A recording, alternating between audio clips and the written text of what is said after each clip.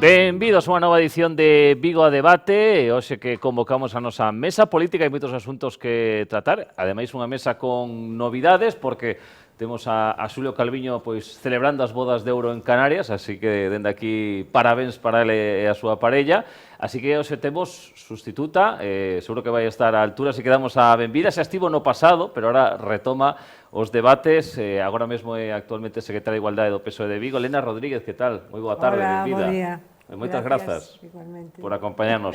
Nos acompañan dous habituais, porque tamén temos a Manuel Lorío de Baixa aí, xa sabedes que estamos aí nunha época de catarros, gripes, colleuna, así que de aquí moito ánimo que pase pronto. Saudamos tamén a exconcelleira do PP, Teresa Cendón, que tal? Moi boa tarde. Boa tarde a todos. E a Manu Orío, pois unha reprimenda, porque Manu, mira que che dicen veces que había que vacinarse, nada, non me fai caso. Bueno, está con nos tamén o ex-secretario comarcal da CIGA, Serafín Otero, que tal? Moi boa tarde.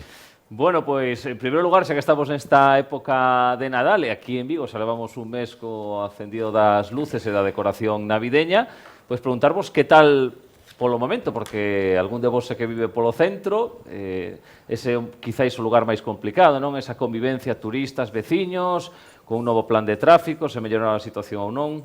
Veña, Elena, por abrir boca. Vale.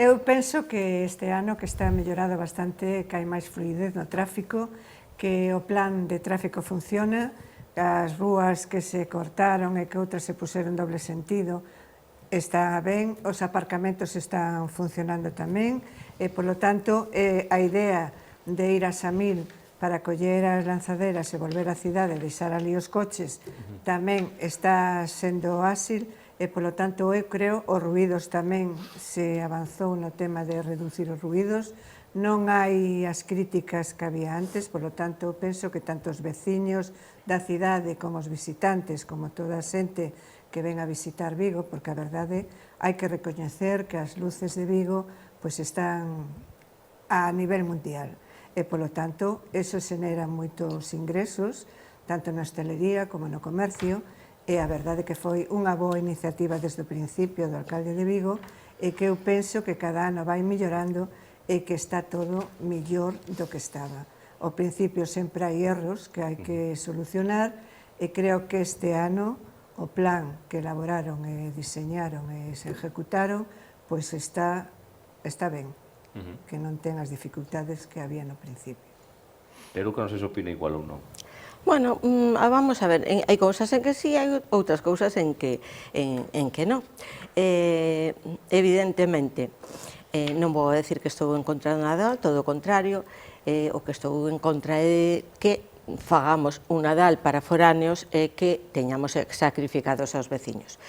É certo que este ano eu detecto melloras con respecto a anos anteriores, melloras que van moi lentas desde o inicio, a min gustaríame que foran máis rápidas, pero a inmensa maioría destas melloras non veñen da escoita nin da oposición nin dos veciños, veñen de a escoita e ter que acatar sentencias judiciais. É lamentable que para mellorar un evento como o Nadal de Vigo teñamos que acudir aos tribunais. Teñan que acudir aos tribunais os veciños, pagando do seu bolsillo.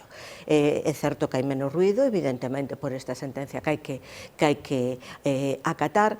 Penso que é incuestionable que a rendabilidade do Nadal para os hosteleiros está aí, fundamentalmente os hotéis, tamén os restaurantes, bueno, non tanto, non vamos a entrar en cifras, se exageran, se son menos, non. A cuestión é, as cifras son positivas, porque evidentemente Vigo non é unha cidade que antes tivera turismo de inverno, e agora este fenómeno ven de traer turistas no inverno. É unha mágoa que non apoiemos un pouquiño máis o turismo de peregrinaxe, porque ese sí que se mantén todo o ano. Estamos en récord na ruta xacobea que pasa por esta cidade e sin ningún tipo de apoio institucional. Non se pretende apoio institucional do Concello, o único que se pretende é que deixe o Concello de que a Xunta invista en este fenómeno. Con respecto ás melloras que ti decías, home, non son tan destacables no tema de tráfico e de aparcamento. Evidentemente, non houbo aqueles atascos nos túneles que víamos no pasado. O plan de tráfico funcionou parcialmente, houbo días moi malos, en García Barbón, o Beiramar, Serafín sabeo ben porque circula por esas rúas e o entorno teñen un tráfico moi lento todos os días, pero penso que o punto de mellora está nos aparcamentos disuasorios. Vemos dicindo constantemente que isto é unha necesidade que evidentemente non se implanta porque ten un pequeno coste para o Concello, que son as lanzadeiras que Vitrasa non as ten contempladas no seu contrato, hai que pagalas a maiores.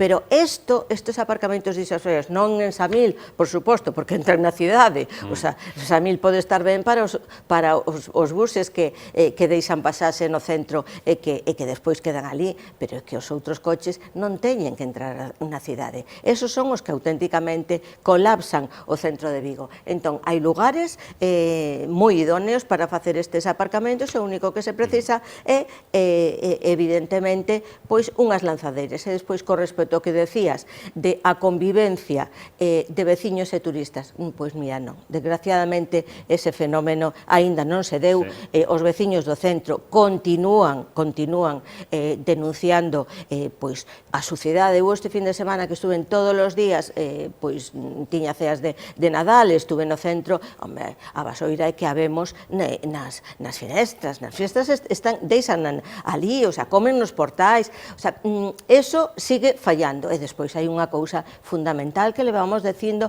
e que non se nos escoita.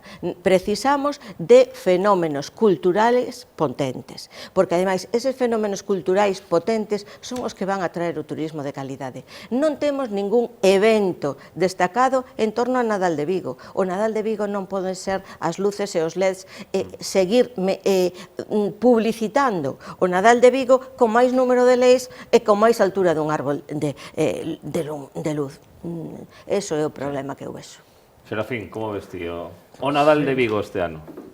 Eu creo que o vexo un pouco como sempre, decir, o Nadal, eu coincido con Teresa en que, eu tamén son amante do Nadal, porque, é unha tradición que levamos dende que somos moi cativos e, lóxicamente, nos gusta, non?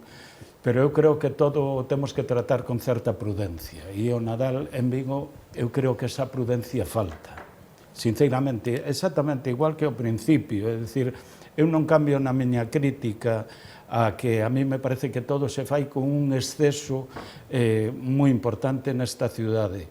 E non sei ata onde imos chegar, porque cada vez aumentan máis as luces, cada vez aumentan máis os chiringuitos, cada vez... É dicir que ata onde chegamos, sen entrar en cifras, que eu creo que eso seguramente é o menos importante. Se falamos da restauración, eu creo que ao final en Vigo en este momento, en calquer data do ano, vemos que hai moitísimo ambiente, sobre todo no centro, e incluso en algunhas partes que non son do centro, fora do centro, non? É dicir, a min o que me preocupa é que ao final siga habendo atascos. Tivemos a sorte ou a desgraza, non o sei, porque habrá os que estén a favor e os que estén en contra, pero que tamén collemos mal tempo, non? E iso, moita xente ao final tampouco se achegou tanto como en outras ocasións, non? Eu a verdade que o día 8 estiven, que foi festivo, no centro paseando, ca familia, e a verdade que sí, que no tema do ruido, como decías ti, por unha cuestión judicial, lóxicamente aí sí que se notou unha gran melloría, non? Pero nas outras cuestións eu creo que non. E eu creo que Vigo logo non pode ser coñecido exclusivamente polo tema do Nadal. Eu sigo insistindo, é dicir, eu creo que Vigo ten que ser coñecido por máis cousas, non? E xa digo, decir, esa turistificación que hai neste momento, que non só queda en Vigo, que eso se está trasladando en este momento a outros sitios do Estado español, e xa non sei se fora do Estado español, ao final o caballerismo tamén se empeza a sentir por aí, pero dende logo, sí que no resto de España, cando vas a calquer cidade, pois todo o mundo fala do tema das luces e a ver quen as encende antes, e entón é o gran debate que hai en este momento en todos os concellos. Claro, eso ten un significado aí importante que sobre todo no tema de contaminación lumínica, de todo eso, que ao final afectará a saúde, porque claro, unha cousa é que poñamos luces, pero que ao final non son as luces que pon exclusivamente o Concello, que ao final é un contaxio a nos mesmos, que hai edificios que van a empezar a decir que non se poden poñer tal e que hai que controlar porque poñen o edificio entero de 15 pisos todo iluminado, non?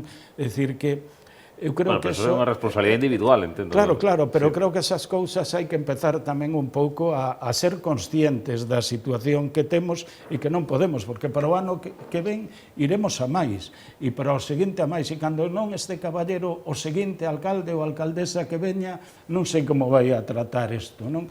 E logo co tema dos veciños, que te decías que parece que non hai en este momento, eu creo que sí, é dicir, eu polo menos teño visto denuncias, e a máis clara é a denuncia que fai a propia Asociación de Veciños do Casco Vello, non? Que antes eran, bueno, pois os veciños da zona, pero que ahora xa está a asociación levando o tema e parece ser que abriu aí unha proposta incluso para denunciar, non, públicamente, co tema do que representa o tema da Plaza de Compostela, bueno, a declaración de Vic, eso é un tema importante. O que a eles lles costa chegar a casa cando hai urxencias, é unha incomodidade que está ben que dure e non queda máis remedio cando hai unha festa, pero claro, estamos falando de 2 meses. Claro. E 2 meses, eso é a consecuencia que para os que viven aquí, lóxicamente, ten un problema. E logo coincido tamén con Teresa, decir, se aumentamos en luces tamén nos van a aumentar en impostos, é dicir que as luces non as paga o alcalde, ao final as luces as pagamos todos e todas, e os impostos siguen aumentando. Imos deixar a Elena ahora que Bueno, me parece que responda ás vosas palabras. Que ao final sempre sacades cousas negativas do que é totalmente positivo. As denuncias é verdad que se fan, pero cada vez son menos e algunhas non se resolven judicialmente, non lles dan a razón. Por lo tanto, non teñen dereito ao que están plantexando. Eu penso que hai que disfrutar das datas que temos porque son moi importantes para todos. Isto xenera moita ilusión, xenera que é unha actividade social que é importantísima. Non só os que veñen da fora, sino os que estamos aquí. Non é certo que só as luces en Vigo. Hai outras cousas culturales, traballase moito en actos, en as cousas da nosa terra. Cando ven Rosalía? Rosalía? A presentar o Deluxe? Creo que eran nestas datas, non? Eu non sei cando ven Rosalía. Rosalía é cantante. Claro, claro, hombre, ese é un gran evento cultural en España neste momento. Pero bueno, non teño constancia de que vai a vir. Ahora, pode ser que veña de imprevisto porque o alcalde é así. Enseguida, cando el ten unha idea, plasma e a fai, iso está super claro. Entón, eu creo que é verdad que cando hai moita aglomeración de xente é normal que haxa algún problema. Mais, añadindo o mal tempo que tuvemos, que a xente sale toda co coche, entón, pois hai máis atascos. Pero, realmente, o que hai que ver o lado positivo das cuestión.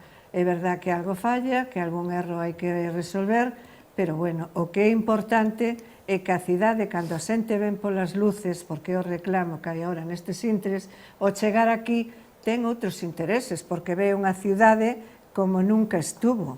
Porque antes falábase da Coruña, pero fai moitos anos que Vigo está no centro, porque é verdade que Vigo levou unha transformación máxima. Entón, a xente que ven comproba como esta cidade é para disfrutar, é para todo, porque temos de todo nesta cidade. É importantísimo que a xente veña, coñeza e, ao mesmo tempo, valore o que temos. Eu penso que hai que de verdade, cando a veces se fai algo importante, sempre buscamos o lado malo. E non, eu penso que hai que ser máis positivos e resaltar todo o que temos, porque é moi importante para a cidade e para todos. Bueno, un turno máis.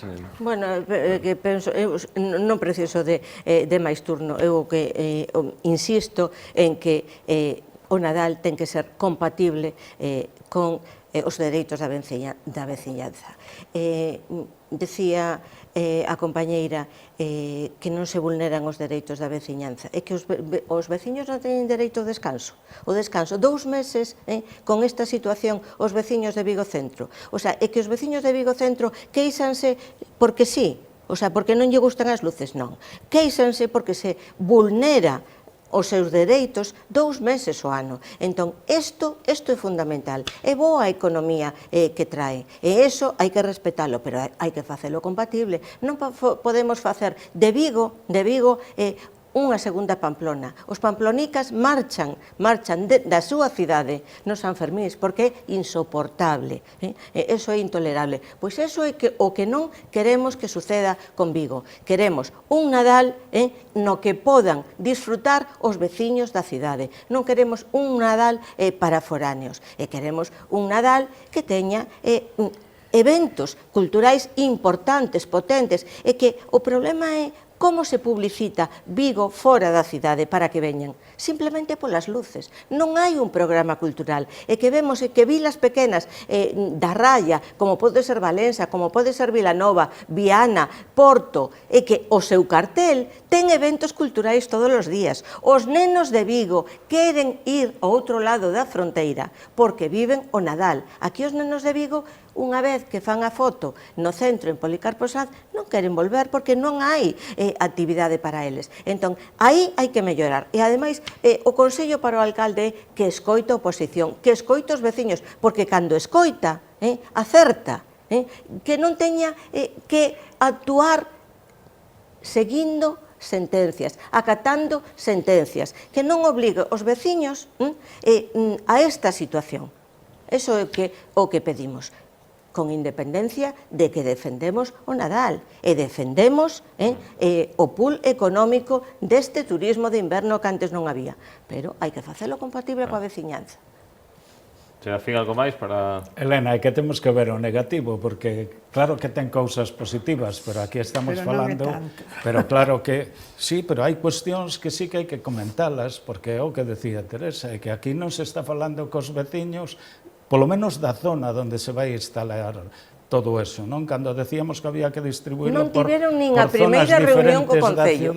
Non aceptaron reunión co Concello. Claro, seguramente falábamos de leválo tamén o tema cultural, por chamalo de alguna maneira, do tema das luces, do tema do Nadal, aos diferentes barrios de Vigo. No central todo na cidade. Ao final é verdad que o aparta un pouco co tema de Vialia, pero a niveis de tráfico e de tal, bueno, pois estamos na mesma situación, porque ao final, entre unha cousa e outra, é que non hai maneira de circular. O que estamos nos falamos en positivo en que hai que buscarlle solución a esas cuestións e que seguramente que non hai que poñer tanta cacharrada e seguramente pois tampouco hai que poñer tanta luz, non? Porque sí que é certo que eu, a verdade é que me parece que en todos os nadais, e veño, porque a mí me gusta, e me parece que veño sempre 2 veces a Vigo, todas as demais... Bueno, pero ti vives en Vigo, ves o centro. Bueno, o que pasa que eso é unha característica que temos os vigueses e as viguesas, a Vigo, que somos de fora, que sempre vimos a Vigo, en vez de decir imos ao centro, pero bueno, eu creo que nos entendemos entre nós, pero que non vimos ao centro. Procedemos de outro concello. Serafín e eu, que vivimos na zona da praia, pertenecíamos ao concello de Bouzas. Entón, tradicionalmente, os veciños de Bouzas viñan a Vigo e continuamos con eso, vindo a Vigo. E a verdade falábamos así, entón ese é o tema. E dicir, pero logo non o disfrutas tanto, é verdade que é un disfrute para a xente que ven de fora e que está ben, eu non estou en contra en que veñan, pero realmente o gran problema é que ten outro tipo de conflictividade o tema de tanta turistificación que se está facendo neste momento co tema da cidade, non? E aí si o podemos estender e que o estendemos ata os pisos, o problema que hai cos pisos turísticos, co tema hotelero, que non hai... Claro, porque a vida se nos encarece tamén ao final para os vigueses e viguesas, non? Sí. E ainda por riba o pagamos nos. Bueno, deixamos aquí porque temos que seguir avanzando cos temas e vos quería preguntar agora Pois algo do que se está falando moito neste último tramo de ano 2025 que é a Facultade de Medicina para Vigo, porque cando parecía que había un acordo entre as tres universidades e a Xunta, se desmarca a USC en contra da descentralización e, polo tanto, en Vigo entenden dende a súa universidade pois, que hai que dar os pasos para ter unha facultade propia. O tema que tamén moita xente di, bueno, o sea, que nos queixamos de que hai 3 aeroportos galegos, vamos a ter 3 facultades tamén de medicina. Eso é bo, malo para Galicia, bo, malo para Vigo. Teresa, ti que a favor de que se den estes pasos? Non podo decir que este a favor destes pasos. Eu concordaba totalmente co acordo de descentralización. Un acordo de descentralización, hai que decir que non era novo. O primeiro acordo de descentralización do 2015 podemos decir que continúa en vigor. O sea, que ocurriu con ese acordo? Que se pactou a descentralización dos cursos clínicos de medicina, cuarto, quinto e sexto, que son os cursos onde se fan prácticas, pero non se puxeron prazos. Entón, realizouse a descentralización de sexto e aí parouse, non se volveu a facer a descentralización de ningún curso. Como non había datas, realmente ese acordo continuaba en vigor. Que ocurriu? Que no transcurso do tempo, pois a Universidade da Coruña dice, pero que pasa que isto está parado. Entón, por libre, sin encomendarse nin a Deus nin ao diablo, pois fixo esa petición de facultade propia para a Universidade da Coruña. Unha deslealtade, por outra parte, para as outras universidades que sempre funcionaban con acordo. Eu penso que o novo acordo era extraordinario por unha razón. Marcaba plazos para esa descentralización e, ademais, plazos moi curtos. O sea, no 2029 xa íbamos a ter a descentralización de todos os cursos. O próximo curso realizabas a descentralización das prácticas de quinto. O seguinte, teórico de quinto. Cuarto, e no 2029 estábamos cos cursos clínicos, os realmente importantes, descentralizados. Por que son os realmente importantes? Porque os primeiros cursos son absolutamente teóricos, bioquímica, biofísica, anatomía, da igual onde se impartan, pero sí que nos clínicos o que tes que ter unha holgura de establecementos para facer as prácticas. E con 3 hospitales magníficos que temos en Galicia vinculados a estas 3 universidades, era o idóneo. Con eso, que se conquería? Se conquería ter unha facultade galega, única, descentralizada, que o que melloraba os estudiantes é de moitísima calidade. Porque creo non ter que recordar que Santiago de Compostela, a Facultade de Medicina de Santiago de Compostela está no ranking das 10 primeiras de España. Feito que non sucede en comunidades que se implantaron facultades en moitas cidades. Andalucía é un exemplo. Tiña dúas facultades de medicina neste ranking, xa non ten ningunha. E así sucesivamente. Entón, por que isto ven atrás? Realmente non é por a Universidade de Santiago, por decirlo de alguna maneira, non? Porque nesa comisión que se creou para negociar, que non foi unha negociación doada, foi unha negociación moi costosa, pero moi perseverante. Aí estaban os rectores das 3 universidades, estaba a Xunta a través da Consellería de Sanidade e a Consellería de Educación vinculadas, e, bueno, pois acadouse ese acordo. Que ao mellor faltou aí? Pois faltou a negociación co estudiantado, queixas o estudiantado, é lamentable que non se tivera en conta as necesidades e as demandas do estudiantado, e non se tivo en conta a Facultade de Medicina. Entón, o problema viu con que a Xunta de Goberno da Facultade de Medicina dixo non, pero ademais maioritariamente. E que foron, non sei se foron 140 votos frente a 2, o sea, pódese decir que unanimemente. O mellor é que ese diálogo co profesorado de medicina en Santiago foi o que fallou.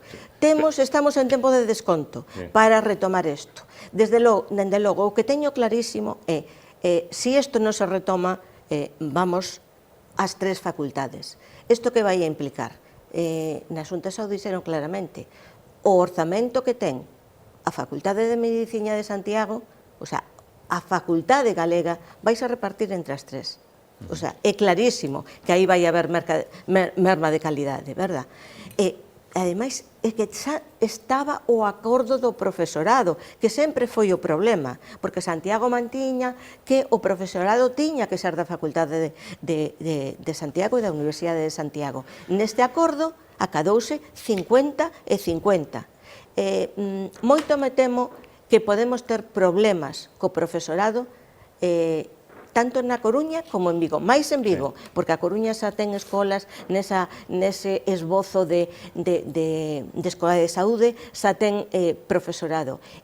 Vigo non o ten, e o profesorado que ten neste momento en enxeñería biomédica, por exemplo, non está contento. E un xa marchou para Santiago. O sea que vamos a ter problema por aí. Logo continuamos porque temos que facer agora un alto no camiño. Seguimos aquí en Televigo, en este Vigo Debate.